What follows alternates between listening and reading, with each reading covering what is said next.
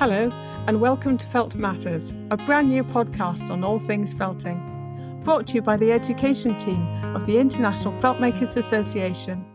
And we're your hosts, and both keen Feltmakers. I'm Vivienne Morpeth, coming to you from sunny Lincolnshire in England. And I'm Heather Potten, in the lovely city of Edinburgh in Scotland. Before we get started, we'd like to tell you just a little bit about us. And when I say us, I mean the International Feltmakers Association. Whether you're a seasoned feltmaker, are at the beginning of your felting adventure, or have just popped in to see what we're all about, you'll find we have a lot to offer. Our website at www.feltmakers.com has an extensive gallery of feltmakers and their websites, an events section where you can find felting workshops and exhibitions, both in person or online, and our own mentored Discovering Feltmaking courses. There's so much more that I won't mention now, so why not have a look for yourself? After this episode, of course. And follow us on Instagram and Facebook for the latest updates. One of our features in the podcast is Vivienne's Felt on the Shelf, and we have an extensive book list on the website for you to browse through to find useful books on feltmaking. You can also subscribe to our YouTube channel, where you'll find this podcast and a range of feltmaking videos. But that's just a selection. Become a member of the International Feltmakers Association and log on to the members area on the website. There, you can access all our specially commissioned videos, talks and conversations with acclaimed feltmakers such as Fiona Duthie, Louise Curnin, Wendy Bailey, Judith Porch and so many others. Last but definitely not least, our journal, Felt Matters. Members receive 4 issues a year, but there's so much more to explore. In another of our regular features, I dip into the archives. As a member, you too can lose yourself in this comprehensive collection of journals going back to 1986. And there you have it. Resources, inspiration, and a sprinkling of magic, all at your fingertips. But while you're here, why don't we get on with the show? We're delighted to invite Louise Curnin into our virtual studio today. And Louise, you're very much involved in the education team. In fact, you are our newly elected education officer. And so we'd love to hear about the Discovering Feltmaking courses and how they all came about. Thank you very much, Vivienne. It's lovely to be here. Yes, I've been part of the education team for 6 years now. And before I was the Discovering Feltmaking coordinator. And I was lucky enough to be involved in the initial writing of the courses with Sheila Smith, who many of you will recognise that name as the last IFA president that we had. And Sheila was a real champion of making sure that everybody who went through her workshops made extremely good quality felt. She was a real technician, and I think that gave me a wonderful foundation to my felt making skills.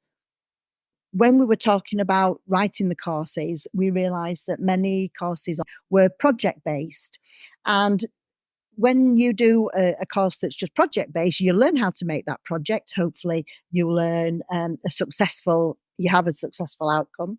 But you don't necessarily learn the skills required to repeat it in a slightly different way or how to correct it if it goes wrong.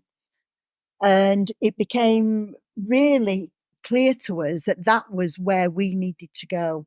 And so when we started writing the Discovering Feltmaking courses, we started off, first of all, with a foundation course of just how to make a very, very good piece of felt using the fibres that obviously vary breed to breed, so you got some experience of that. And then from there on came the other key techniques that you use in felt making. And we now have 5 courses online with our final course, DF6, in the making at the minute. That's amazing, isn't it? And Louise, I just love your work, particularly your lampshades that I notice you seem to specialise in at the moment. And so if I wanted to create a lampshade a little bit like that, how would I go about doing that? because these courses aren't project-based, as you rightly say, then how would I select the right course to give me the foundation skills to be able to create such a piece of work? I would always suggest that you start with the first Oh, Discovering really? Feltmaking Yes. Basics course. Why would that be? Without a doubt, because that will give you the foundation for a great layout, for understanding that different fibres have different Ah, yes. properties, for knowing what is the end point of the fulling process, for understanding your shrinkage rates of whatever fibre you're using for a particular Oh, project. that's so important, isn't it? Absolutely. It gives you all the basic understanding, Yes. base level understanding, the essential knowledge to then start introducing things like, considering colour and design, considering adding non-felting fibres and so on. That's fascinating, Louise. And so in this learning process, does it take us back to basics? Because, many of us are experienced felt makers, particularly if we're eyeing up beautiful lampshades and wanting to make those. And we might be a bit reserved about feeling that we're doing a U-turn and going back to basics. What would we get out of doing that and making samples and looking at that and analysing that? What would we gain from that actual process, do you feel? I think, having done that myself, I gained several new ideas Really? and knowledge. I'd Even been as an experienced felt maker as you are now? I'd been felt making for probably about 7 years when Yes. we started writing, maybe even 8 years when we started writing the first Discovering Felt Making course. And I think in that time, I was also selling my work. And when you're doing something that's repetitive, you become a more intuitive felt maker, but you Yes, think less. And then that's when right. you Yeah. become a tutor, you need to think because you have knowledge that that person that you're teaching doesn't have. And you've got to try and figure out what they need to know that you would know intuitively. So the first thing was it made me go back and completely review my process, break it down into really minute chunks of work, and analyze everything that I was doing. And how do you analyze? I mean, is there guidance on that in these courses? There is. So when you start to look at your own work and then you try and find a way to deliver that knowledge by written word and photographs as well, because you're not in a room with your students. So somehow you've got to try and make it even more prescriptive. No, prescriptive is the wrong word. You've got to make it in greater detail so that the written word is understandable by the student because they don't have the inflection of the voice. Yes. English might not be their first language because we're an international association.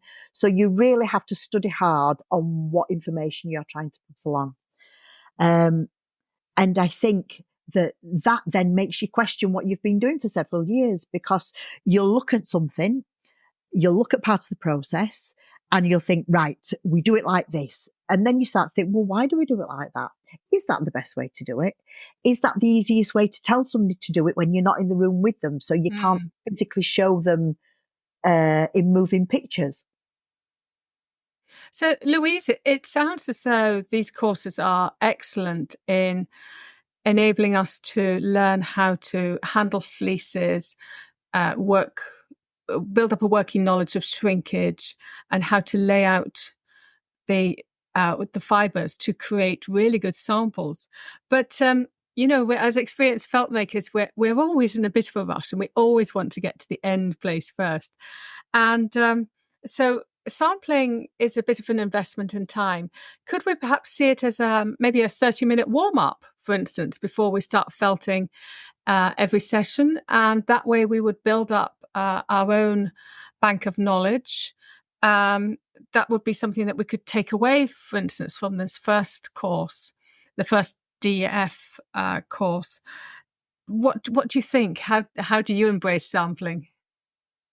To begin with, like most felt makers, I thought that it wasn't a good way to spend my time. Really? And until I started looking at writing these Discovering Felt Making courses with Sheila, I would avoid doing sampling as much as possible. Just the same Right. as in my dressmaking, I would try and avoid tacking because I thought that was a waste of time as well. However, I think having gone through my process with a fine tooth comb and realized that there are so many variables that to be a really good felt maker, you need to make sure that you've got the knowledge of how to fix those variables, then sampling is the way to do that. And I think also that as the years have gone by and I now have quite significant arthritis in my hands, then to do a warm up exercise before I start a large project is a really useful thing to do. Oh, Just isn't that interesting? Yes, yes. Because we do that in so many other walks of life, don't we? If we're singing or running, all these different things, we would stretch those parts of our muscles, and why not part of our brain as well? exactly. So if you were going to the gym, you'd warm up before you went to the Cool. gym. If you were an artist who paints, then you would do warm up exercises with your paintbrush, whether it's identifying the colours on the palette or whether it's holding the paintbrush, using different paintbrushes and so on. So yes, I think a warm up exercise is a really good idea for a felt maker. So we should And be turning these samples into a positive experience, really. absolutely. And also, there's so much knowledge that you can gain from making a sample because if you are a user of mainly merino, for instance, then you don't need to make lots and lots of merino samples unless you've changed your supplier or you're using a colour that you've never used before and you're not sure whether the dye will affect the shrinkage and so on. But if you want to use that warm-up exercise to learn something new, then choose a different Mm. fibre. And I'm now building up quite a good resource of lots and lots of different breeds and how they all react differently. I can then compare. I can compare my process. I can compare the fibres before I start my process. I can compare the feel of the sample, the look of the sample after my process. So that makes it all so interesting because there's so many new fibers and plant fibers as well as sheep fibers available from wool merchants now that just not listed in books that have the shrinkage, where we used to refer back and just look up the shrinkage of a particular fiber. There's more on the market than are listed in books or even on courses where the tutor's already worked out the shrinkage for that particular project. So we could be building up our own knowledge to experiment with new blends like you're doing. Absolutely. I mean, that works in so many different ways. If you're mixing fibres, then obviously that's going to alter the shrinkage overall. If you're adding non-felting fibres such as silks or viscose or rose fibre or sea cell or, Mm. there's the myriad of Oh, juicy fantastic. little things that are out there, that will all affect the shrinkage. And if you are making a project that has to have a predictable size at the end of it, then you need to know how it's going to Yes. affect your shrinkage. Just the same as in Discovering Felt Making number 5, the Nuno course. Adding fabric will affect your shrinkage. Different types of fabric will have different effects. So all of these things are useful to do in sample form. So you're not using large quantities of expensive fabric or expensive fibre Yes. or a lot of time because felt So making is a slow process. that's a very interesting point, Louise. So I've noticed that when looking at these courses online, there's the opportunity when you're booking them to also purchase the fibre pack.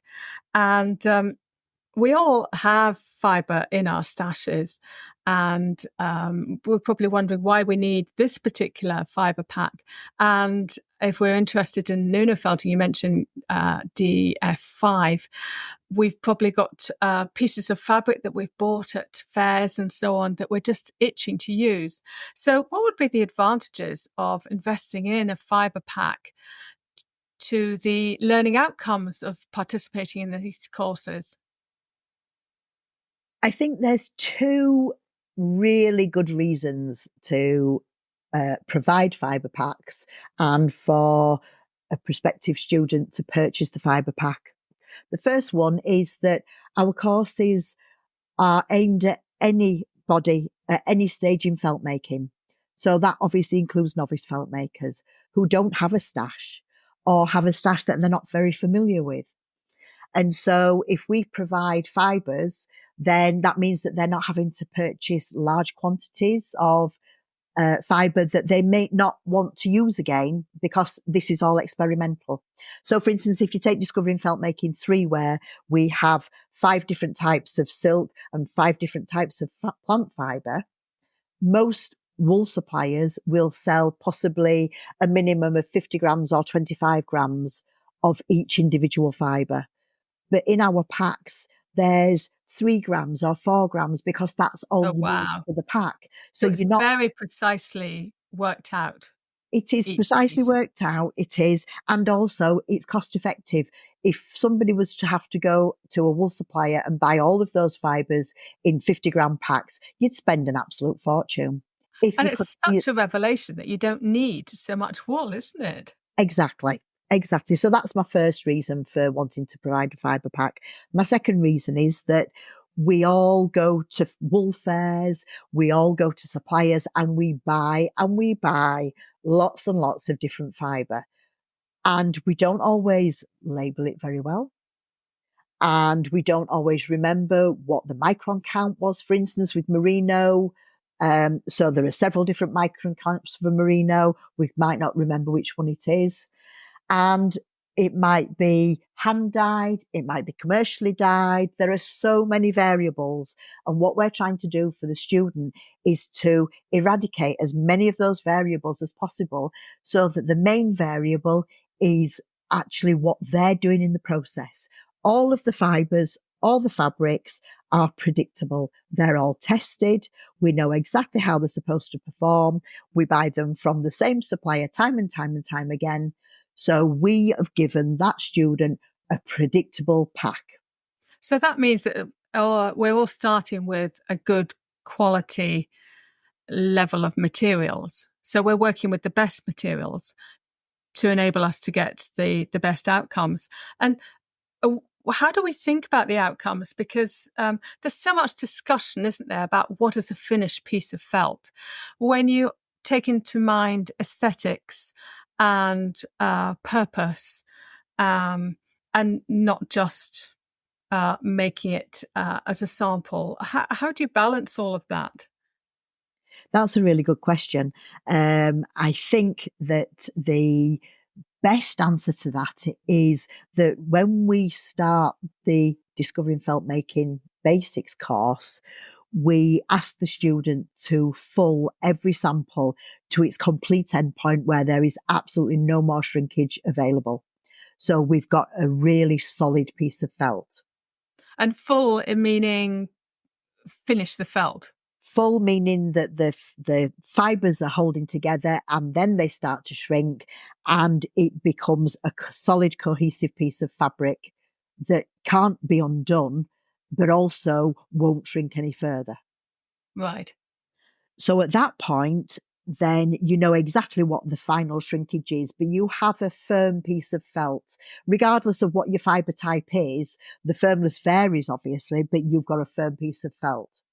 Now, if you hop forward through all the Discovering Feltmaking courses to DF5, the Nuno course, we're applying very small amounts of fibre to beautiful diaphanous fabrics. And you would then start to question whether you want to full it to a hard piece of felt, depending on what its use is going to be. But by that point, if you've worked your way through each of the Discovering Feltmaking courses, you've gathered a wealth of knowledge. You know what your product is going to be. You know whether it's going to be a functional piece or an artistic piece. And at that point, you can make your design decision as to how far you're going to take that sample or that piece of work through your fulling process. So that really goes back to your original point about being an artist. When, if you think of somebody like Pablo Picasso, and if you look at his early work, he is copying from the old masters, and very precise, beautiful drawings where you can see exactly what everything is. But if we think of Picasso, now we're looking at these abstract pieces because he's got all the foundations. He's been able to remove all of that foundation structure in order to come to the absolute peak level of expression. Absolutely. And I'm not sure how Sheila would feel about me calling her an old master, but because she was my original teacher, then that's my foundation. So Yes. my early years of felt making were mirroring and being inspired by what Sheila made. And then I started to explore further. And at that point started to influence my work with my own design decisions. Yeah. Oh, that's such a joy to hear, Louise. How can we find out more about these courses? The easiest way to find out is to go on the International Feltmakers Association website, which is www.feltmakers.com. And from there, if you see the online course tab, you can click on that, and the whole Discovering Feltmaking program drops down from there with individual pages for each of the Discovering Feltmaking courses and little explanations as to what that course entails.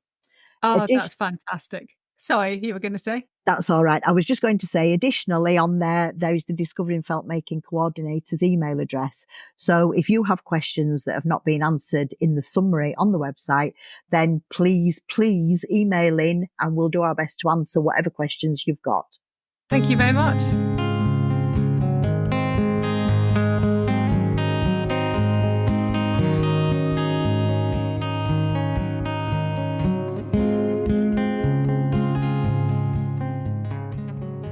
Well, what a lovely interview that was. So good to hear from Louise and all about the Discovering Feltmaking courses. I wonder if it's got you thinking. What would I like to do? How would I like to improve my feltmaking? Can I find out what it's like to be on one of the courses? Well, it's funny you should say that. Since Andrula Jeffries took over as the education officer, the education team has grown and blossomed. And one of the things that happened during her reign, if you like, is that we now have a regular slot in Felt Matters for the education team and for the news of what we've been up to and what we're working on at the moment. And so it just so happens that we have interviews or articles from some of our students who have taken part in our Discovering Feltmaking courses. So if you want to dip into the archives along with me and get lost in feltmaking and inspiration and ideas, then let's get started. Discovering Feltmaking 1, the basics, which is the one obviously that Louise was saying is the foundation to everything else that we do in feltmaking. In issue 146, which was written in March 2022, with the theme All Natural, we have an article by Janet Jenkins, who took our Discovering Feltmaking 1 course. I think all I need to do really is to read to you the first paragraph. She says here, "As a farmer's daughter, I have worked with sheep for most of my life, and like most UK sheep farmers, continue to be disappointed by the low value placed on our wool. Why aren't we making more use of wool in place of oil-based synthetic fibres?" So this was one of the things that propelled her into the world of feltmaking. And after she had been working for a year or two, she decided that she was going to take on the Discovering Feltmaking 1 course. And, well, in her own words, I don't think she's looked back. So that's Discovering Feltmaking 1. And of course, because the whole issue is about all natural, then there are all kinds of thoroughly interesting articles about using natural fibres. Moving on to Discovering Feltmaking 2, which is all about colour, We have an article in issue 152, which was published in September 2023, with the theme of yellow, and is written by Elaine Dooley, who is now the Discovering Feltmaking coordinator and mentor. And she talks about the course with two of her students, Jean Pugh and Joy Wells. And they tell us how they feel about using carding to create the colour wheel and work in blending and discovering that you don't need a great many colours to create a great many colours. So that's a fascinating article as well. We then move on to Discovering Feltmaking 3, which is surfaces and edges. So using all sorts of different fibres to create texture and also working on different ways to create an interesting edge, which can be used in all sorts of ways. This article is written by Jana Turner, who since writing the article has now joined the education team. And her article is in the education issue 148, and it was published in September 2022. Moving on, we now get Discovering Feltmaking 4. And I'm afraid this article is written by me because I wrote Discovering Feltmaking 4, which is focusing on three-dimensional felt. So my article isn't about taking the course, it is about devising it and thinking about all the areas that have already been covered in the first 3 courses, and then moving on to creating sculptural three-dimensional felt and working with resists. So the article really just talks about how I thought about creating this course and trying to make it as clear as possible. And obviously fascinating, because it's one of my main loves. So the issue that appears in is 150, and it is in March 2023. Finally, we have Discovering Feltmaking 5, and that was written by Vivienne. Her particular passion is Nuno felting. The issue that the article is in is issue 153, which came out in December 2023. And the theme of the issue is connections and collaborations. So I think that's just perfect, because the Discovering Feltmaking course is obviously all about collaborations. And here we connect silks and wool. And yeah, I know I'm getting a bit tenuous, but there we go. So anyway, if you have a look at this article, one little bonus is that if you look very closely, you will see a photograph of one of Vivienne's own creations, which is a beautiful blue Nuno felted skirt. And it is lying on a sturdy grey felting table. And you might recognise that from our earlier discussions. Of course, there are so many wonderful, inspiring articles in Felt Matters, and Education News is only one of those. But we think they're quite important. In fact, we think they're really important, and which is why we're all on the education team. So as we leave you at the end of this first season, we hope you've enjoyed it. But before we do, let's get back to the podcast and to the interview between Vivienne and Louise, because Vivienne had just one more question.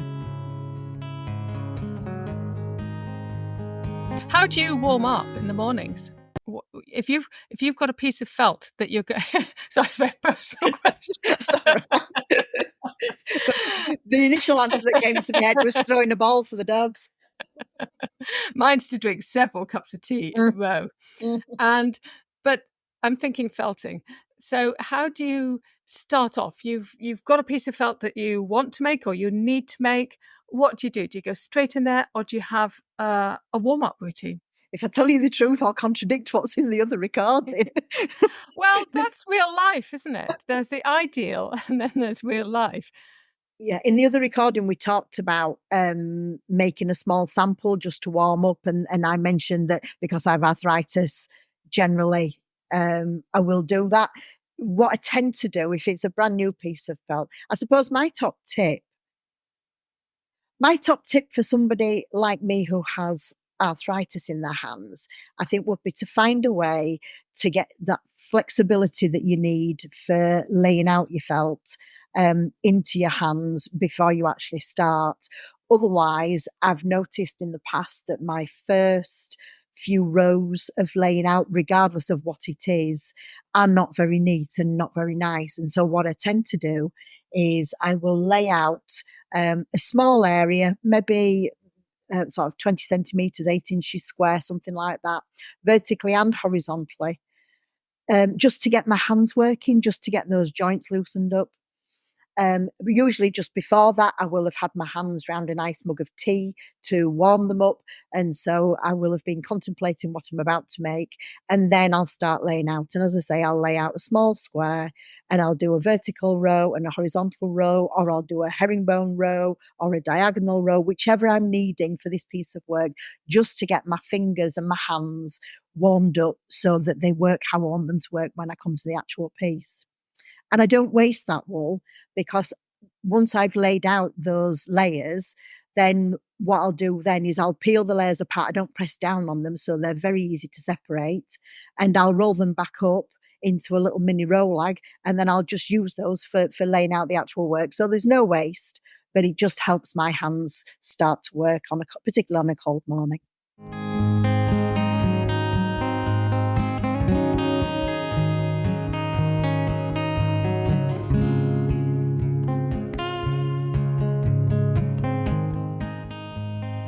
Thank you, Louise, for coming in and talking to us today all about the online courses, Discovering Feltmaking, and giving us some of the inside information behind the construction of those courses. I loved your top tip, and I think I'll be doing that. I'll be moving my hands and laying out fibres just to warm up. And in the meantime, it's goodbye from Heather and myself. Until our next episode of the podcast, where felt matters. This podcast is brought to you by the education team of the International Feltmakers Association. Conceived, hosted and produced by Vivienne Morpeth and Heather Potten. Editing by Heather Potten. Music by R.T. Williams. Graphics by Rafaela Morpeth. If, like us, you'd like to hear more from our amazing felting community, subscribe at the end of this episode. It helps other creatives to find us, and each episode will drop into your podcast platform for you to enjoy.